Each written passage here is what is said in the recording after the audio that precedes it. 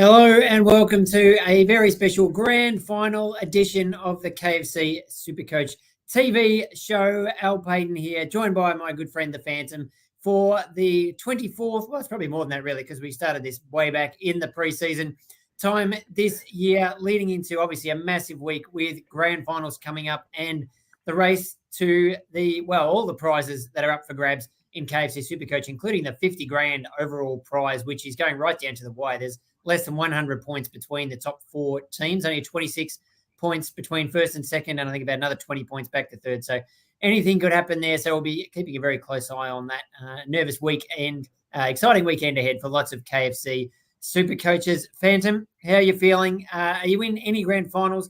How exciting is this in fantasy and KFC SuperCoach? Now you know I'm not in any grand finals. I've told you that. It's been a year, but it is exciting. KFC SuperCoach grand final week, and of course the race to that 50K. A big week for many KFC SuperCoaches around the country. Well done to you guys out there if you have made the grand final.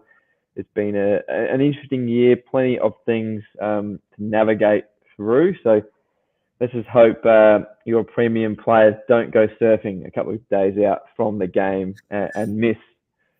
Like Luke Davies-Uniacke, who back in my team for the second time, hurt his foot surfing, and that about just sums up my year. Yeah, no, that's pretty rough. That's just about sums up KFC SuperCoach this year for quite a few coaches, and you've copped it probably worse than anybody. I did suggest at some stage during the year, and I think it's still a good idea that you should do a video just going through everything that went wrong. It could be quite long, but it might be a way to just a bit of catharsis at the end of the year before we move on. But good luck to everybody who's in grand finals. I did discover, I thought I was out of my leagues, but I did sneak through in one, and I'm playing Dan Batten in a grand final. I invited him on the show today, but as is his style, no sign of him. So hopefully we can put him in his place this weekend. Absolutely. It's always, might be playing 50K, you might be playing for cash like KFC SuperCoach are there, but it's always good when the prize is putting Dan Batten back into his place. But as I mentioned, we're not surprised. No show here. Everyone's scared a little bit when the pressure really comes on. Yeah. Now, the other thing, of course, that we need to mention, very exciting times in SuperCoach for grand final week in KFC SuperCoach AFL. But as of about an hour ago, SuperCoach NBL is live for the first time ever. So if you just log on to SuperCoach, you can go to supercoachnbl.com.au or just look at the homepage on SuperCoach when you go to your AFL team, and you can now select a BBL, of course, an NRL, and now NBL as well. So free to play. Go and check it all out. It's going to be a really interesting game. It's obviously built on the basic platform, the same as SuperCoach, but there's a few differences. I think the most expensive player is about 450 grand. The bench, some of your bench players actually their score counts towards your weekly total. So a few things there to get our heads around. Certainly for me, I'm not a basketball expert by any stretch, but I'll be jumping in and having a crack. It's about a month until the season actually starts. So a bit of time, and we'll have plenty of expert information, including columns from Josh Giddy, who's going to give us his expertise and who to pick, and we'll be able to play him in our leagues as well. So exciting times. I assume, I'm hoping the Phantom will be involved in SuperCoach NBL. I will be, and some people say I've got no idea about the AFL version of KFC SuperCoach. I've got no idea about the NBL version too, but a couple of beginner yarns coming up. I looked at on the site today as well, Al. So plenty of tips and advice to get started and who to start. Obviously, as you watch the numbers go, the season rolls on, but some important pieces going around. Yeah, 100%. Some advice here from Adrian, and we'll see if that stacks up over the course of the preseason. Now, I don't know if anybody's got any trades left. We talk about trades most weeks on this show, but it's become more difficult in recent weeks. But if you did have one or two trades up your sleeve, is there anybody? And Karen here asking, she's made a mistake of getting Callum Mills, which a lot of people did. I think we recommended him, so certainly can take some of the blame for that, but hasn't quite worked out at all. But if you were going to make one sort of Hail Mary trade or just one last rage trade of the season, is there anyone you'd like to get rid of or bring in for the final round this weekend? Well, let's work on Karen's here. Callum Mills, 55K. Obviously not going to give you a lot of money to play with, down to 418K. So it's she's only looking at 470. So if we look in that price range, there isn't a lot there. Luke Parker, his teammate, was down. George Hewitt, still available 465k, some big names coming back. Jack McRae, which I'm sure someone will talk about going into next season, 459k. But what about Josh Kelly from the Giants? 100 KFC SuperCoach points last week. We know he's got history against the Blues. 205 KFC SuperCoach points against him in the past, and in his past two, 148 and 156. So Josh Kelly likes playing the Blues. Maybe Karen could go for the ceiling of a Josh Kelly in the final round for Callum Mills and get that trade done with that 55k. Yeah, that's who I was going to throw up as well. He's about 460, so should be able to just sneak in with that in that price range. And yeah, I mean, we always dodge him because of his injury history. Well, one round you just roll the dice and hope he doesn't do a hammy in the first quarter or something. But yeah, last game of the season, it'd be a pretty nice way to finish if he pulled out one of those massive scores, which he certainly has a history of doing against Carlton. And obviously the Giants need to win. So, well, I guess we'll know by then what the state of play is, but it's a big chance that they'll be playing for a spot in the 8. So plenty of incentive there for Josh Kelly to go well. I mean, the other one you could consider is Tex. I did see, I think the second most popular trade this week for people who do have trades, so there's not that many, but is Jack McRae out. Now, yeah, that's a whole other topic that we can potentially talk about over the summer, what has happened to Jack McRae and whether we can consider him again in KFC SuperCoach. But he was subbed out last week, maybe some kind of concussion issues, so not sure if he's going to play this weekend, but you could, I think, pretty much straight swap him to Taylor Walker, coming up against the Eagles this weekend, who he scored 208 points against earlier in the year. Needs, I think, 8 goals to catch Charlie Curnow for the Coleman before the Blues play, obviously. So maybe if you can kick 12 or something and get a little lead going into Sunday, it'd be handy. So do you think the Crows will be just kicking it to Tex at every opportunity? Well, hopefully the goal umpire, the goal view technology is working over there at Optus Stadium. You wouldn't want to rob Tex of the Coleman medal when he's kicked the goal and it's touched the point post, but I like it. Given what happened on Saturday night, the Crows obviously not playing for a final spot now. I was there that day when he kicked the 10 against the Eagles. Everyone wanted the ball in Walker's hand, including his teammates. So I reckon they'll do it again, especially if he gets a few early.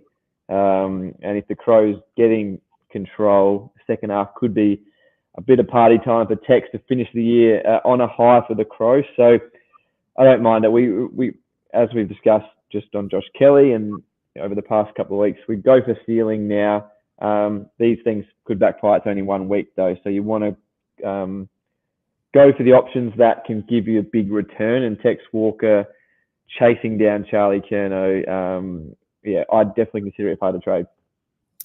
Yeah, so that game on Saturday night is really interesting timing, and we might as well just get straight into captains because that is the big thing for everyone to decide this week when most of us don't have any trades, and you're going to be trying to keep an eye on what your opponent in the grand final might be doing. But there's some really good options, but the timing of the games is going to make things extremely tricky. But we jump straight into this favourite segment for the last time this year where it's Friday. I'll read the right piece of information here. It's Friday night, the footy is on, and your KFC, your Friday night feast, is on its way. Score free delivery on your Friday night footy feast every Friday when ordering through the KFC app or kfc.com.au. It's game on. Now, Phantom, we have a big game on Friday night with the Pies and the Bombers. Not sure if you like anyone in that game. And then I reckon there's about 6 options who all play on Saturday night. So what are we going to do?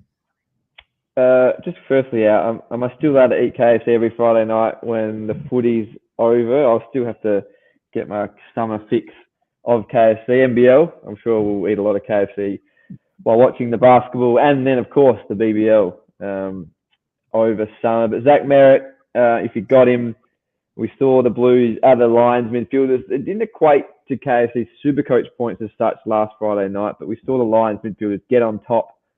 So you think Zach Merritt does that on Friday night against the Pies? The comment from Dicky here on YouTube. Sicily, James Sicily against the Eagles against the Dockers, I should say, against the Eagles on Saturday afternoon could be a good little VC, given all those options are crammed in to Saturday night.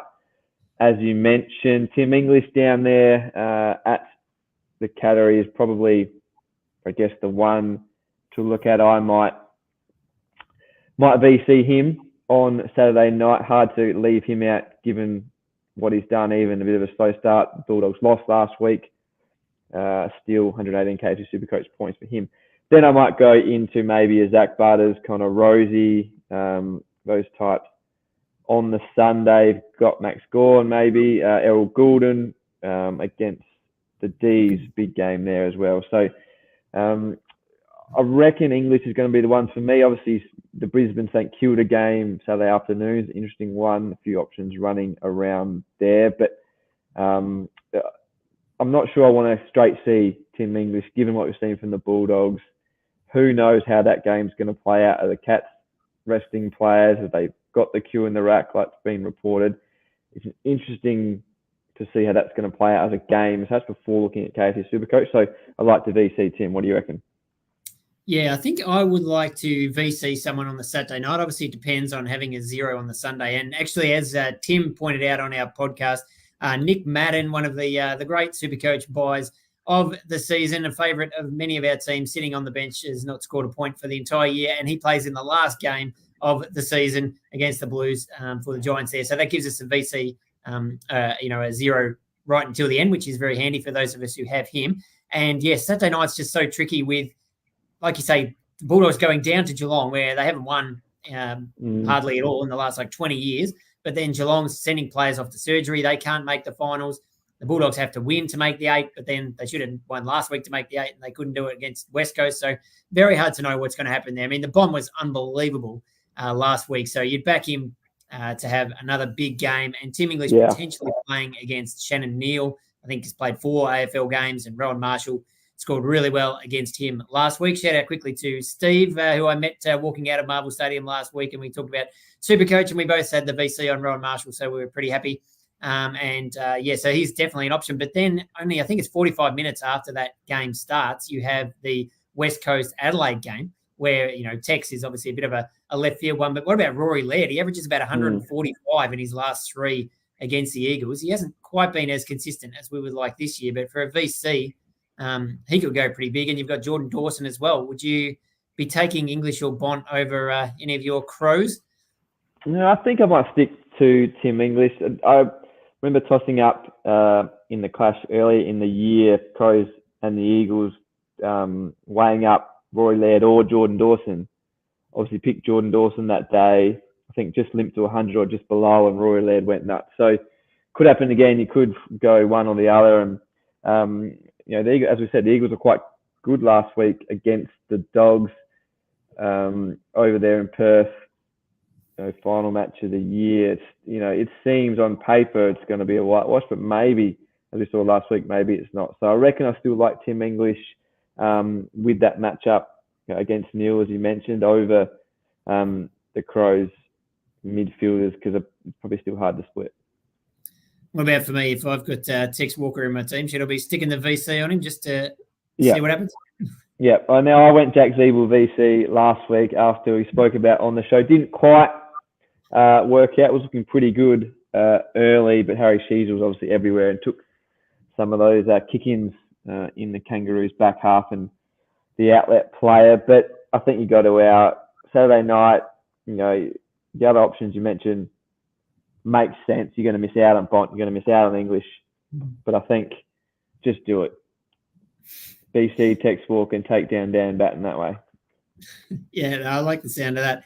Yeah, unfortunately, Harry Caesar last week. You need to learn a bit from Dusty last week, who had a stack of the ball, but every time he got it, he was trying to kick it to Cochin and Rewell. And Caesar was taking kickouts away from Jack Zeeble. He needed to be just doing the right thing by his retiring teammate. So that was a little bit unlucky, but another out for you, I guess, this weekend, which is pretty rough. And then I like those Saturday night options, and then the backup on the Sunday. And I reckon anybody from Port Adelaide against Richmond could go really well. I mean, Richmond, there was a massive build up to that game last week. There was a big celebration afterwards. I don't know how they're going to go coming up for this week. Obviously, Koch and Rewell won't be playing. They'll probably play a few kids. Their season obviously is done, and Port potentially playing for a top 2 spot. So at Adelaide Oval, I can imagine Rosie Butters has a great record against Richmond. Dan Houston running off the half-back line like Sheasel did last week, getting 37 possessions. I could see all of those guys scoring really well. So, yeah, and there's some decent backups on the Sunday, I reckon, to try and VC someone on the Saturday night. What's Daniel offering here? He's actually got trades. What's going on here? And he's in the grand final for some cash as well. I think, back to the question before, I think DCAM to Tex. It's hard because obviously that could win the grand final. It's hard that you can't wait Collingwood to play on a Friday night.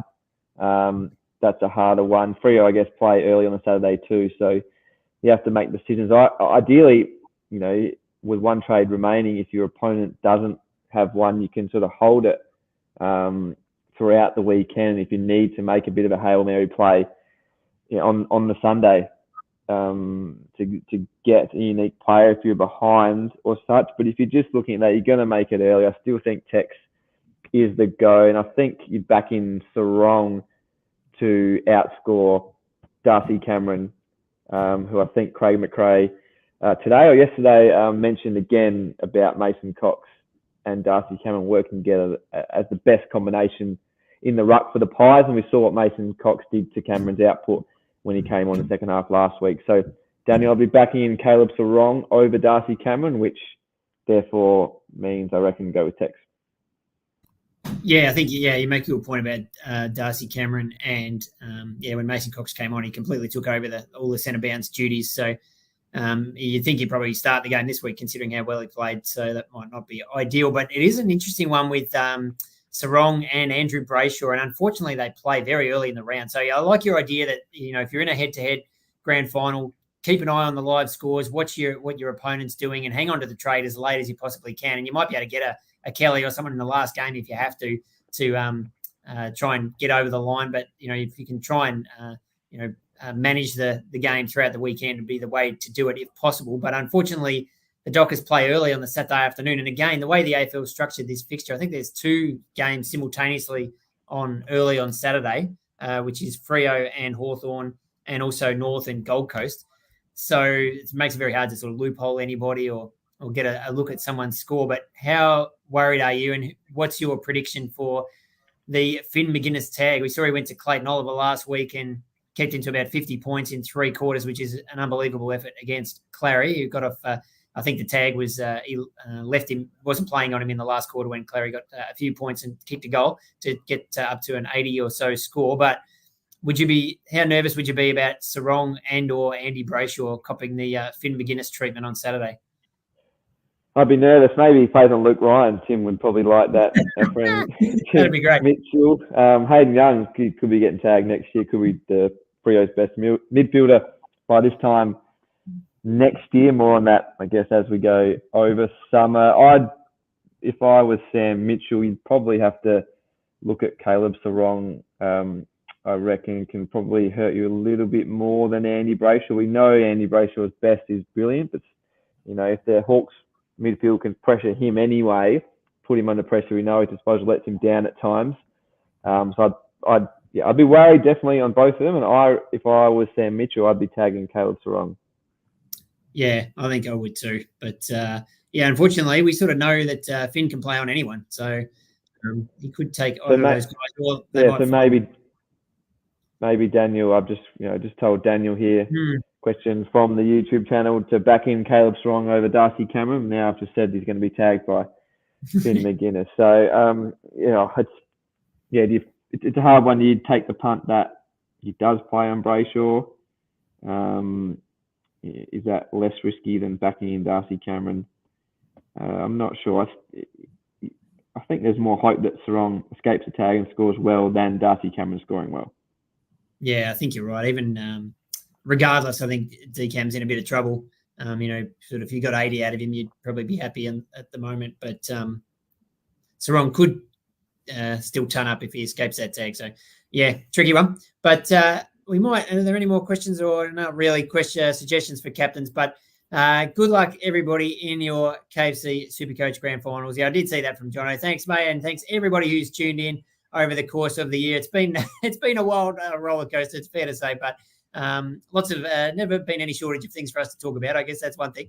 But just stay tuned. You mentioned thinking about players for next year, and I know Tim has already sent an email around. He's got some ideas about putting an article together about players we're looking at potentially for next year who might be cheap coming off injury or we think might change clubs or have a new role. Players we'll be looking at and start thinking about our 2024 KFC SuperCoach AFL teams. And obviously before then, as you say, the BBL coming up over summer and SuperCoach NBL is live as of right now. So get your SuperCoach fix through those. And then, we'll be talking through the trades and the draft. There'll be plenty of KFC SuperCoach talk as well. So Phantom, appreciate you jumping on. Obviously, Dan didn't have the stomach for it, and Tim couldn't get on either today, but you've fronted up just about every week despite what has been a pretty rough season in terms of any of the bad luck that's been going around in KFC SuperCoach. So I hope you score okay this weekend, and I think you're off to do a special grand final edition of The Lair, if I'm not mistaken, with some special guests.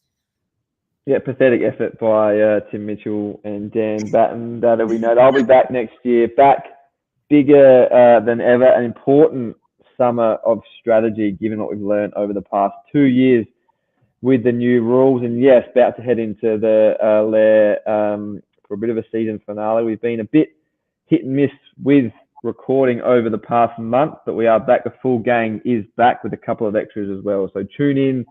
Or Thursday afternoon, Friday morning into the weekend for a bit of a lighter take on the year and what to look forward to in 2024. Yeah, we'll definitely do that. And there's a official SuperCoach podcast out this week too with we interviewed the guy who's currently, Jay, is number 1 overall, holds a 26-point lead going into the final round. So that was a really good chat. Bit of insight into how he got there, what he's planning to do. He actually has a trade, so it does definitely puts him in the box seat, but it's a very narrow margin with 50 grand on the line. So, we'll be all over that next week. Whoever wins will have a good interview and get to the bottom of all their KFC SuperCoach secrets. But good luck, everybody, this weekend. Thanks, Phantom. Thanks for watching. Good luck in your grand finals, and we'll talk to you soon.